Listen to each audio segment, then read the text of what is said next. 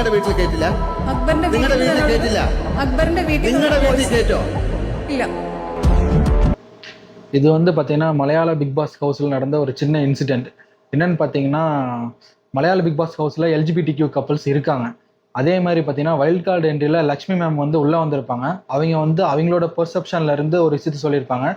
LGBTQ கப்பல்ஸை வந்து நான் accept பண்ணிக்க மாட்டேன், இது வந்து நான் நார்மலைஸ் பண்ண விரும்பல அப்படின்ற மாதிரி அவங்களோட ஒப்பீனியனை சொல்லியிருப்பாங்க.